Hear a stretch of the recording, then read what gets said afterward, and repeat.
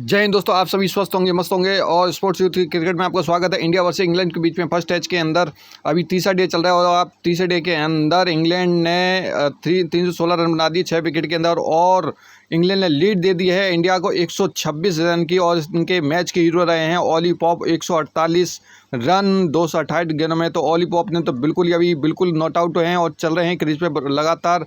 और अगर बात करें बेन स्टोक और पहले की इनिंग की बात करें, इंग्लैंड की फर्स्ट इनिंग 246 पे 10 विकेट पे बनाए थे और इंडिया की फर्स्ट इनिंग 436 पे 10 विकेट पे हो गए थे, और जिसमें रविंद्र जडेजा शानदार बनाया था। इंग्लैंड की सेकंड इनिंग 316 पे 6 सिमट गई है और उसके बाद 6 विकेट गिरे हुए हैं और ऑली पॉप 148 पे नॉट आउट चल रहे हैं।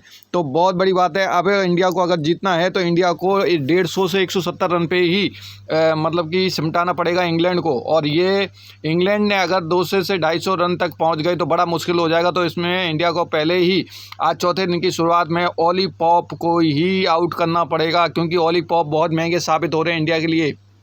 और ऑली पॉप को अगर आउट कर दिया है, अगर ऑली पॉप को वो 10-20 जैसी मैच शुरू होता है और 10-20 रन पे ही अगर वो आउट और करते हैं तो उनकी हाफ सेंचुरी मतलब कि 150 के ऊपर तो बन जाएगा। लेकिन ये है कहीं ना कहीं जो रन है, रन की गति रुक जाएगी और 150 हो सकता है 150-170 तक समेट जाए, क्योंकि इस पिच पे धीमी पिच है और ये बहुत ज़बरदस्त मतलब कि नहीं है अपने उसके बैटिंग के लिए। अगर हम बात करें, रविंद्र जडेजा ने ज़बरदस्त की थी पहल पार और अक्षर पटेल ने भी शानदार रन बनाए थे। तो ये शुरुआत थी बहुत अच्छी अपने सेकंड डे की बात कर रहा हूँ और इंडिया 436 पे ऑल आउट हो गई थी। लेकिन फिर उसके बाद इंग्लैंड ने शुरुआत की तो इंग्लैंड की शुरुआत 89 रन पे पहली विकेट गिरी थी और उसके बाद पहली विकेट गिरने के बाद जब इंग्लैंड खेल रही थी तो उस टाइम रविंद्र जडेजा और अश्विन ने काफ़ी मतलब कि मेहनत की, तब विकेट मिली थी।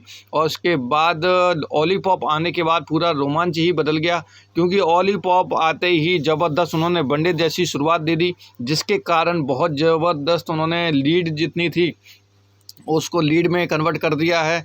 और उसके बाद इंडिया को बहुत महंगा साबित होगा अगर वो टाइम से आउट नहीं अगर होते हैं ऑली पॉप। तो ये मान लो कि रोहित शर्मा को बहुत ही मशक्कत करनी पड़ी थी विकेट लेने के लिए, जिसमें से रविंद्र जडेजा और उसके बाद अश्विन बिल्कुल फेल हो गए थे, अक्षर पटेल भी।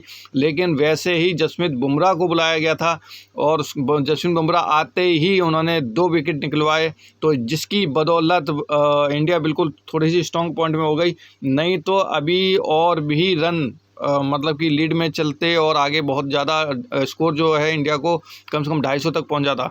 तो अभी कम से कम अगर चौथे डे के अंदर अगर इंडिया को जीतना है तो चौथे डे के अंदर इंडिया को बहुत जल्दी ही क्रीज पे 6 विकेट जल्दी ही उनको 4 विकेट गिराने पड़ेंगे और मात्र 50 से 70 रन के अंदर ही मतलब कि बिल्कुल ही एकदम ऑल आउट करना पड़ेगा, तभी काम चलेगा, अन्यथा काम नहीं चलेगा। इंडिया की हार निश्चित हो जाएगी।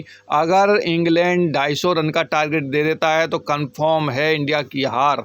तो जिसकी बदौलत अभी सबसे पहली बात है कि अभी इंडिया को जल्दी से जल्दी ऑली पॉप को समटाना। कि अगर ऑली पॉप ने अगर 10-20-30 अगर गेंद खेल ली और उन्हें 50 और रन बना दिए तो इंडिया को बहुत भारी पड़ जाएगा, क्योंकि उनको हो सकता है पहले से दूसरे अंदर 10 से 12 बॉल के अंदर ही समटाना पड़ेगा। तो बिल्कुल दोस्तों बने रहिए और आज का मैच देखते हैं क्या होता है करिश्माई। और इंडिया को कमर कसने पड़ेगी, अगर 2 से 250 है तो कमर कसने पड़ेगी और उसके बाद फिर बैट्समैन को अपना काम करना पड़ेगा। तो देखते हैं आज का हाल।